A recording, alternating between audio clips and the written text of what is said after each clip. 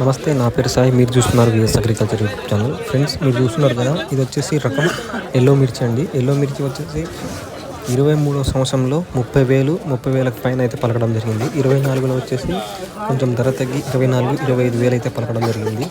So last year అంటే 24 సంవత్సరంలో ఇప్పుడు చూస్తున్న మీరు ఎల్లో మిర్చి వచ్చేసి 22,000 ఈ ఇప్పుడు చూస్తున్న లాట్కి అయితే ధర పెట్టడం జరిగింది. ఇంకా ధర పెరుగుతుందని వచ్చేసి రైతు అయితే ఈ లాట్ అమ్మలేదు.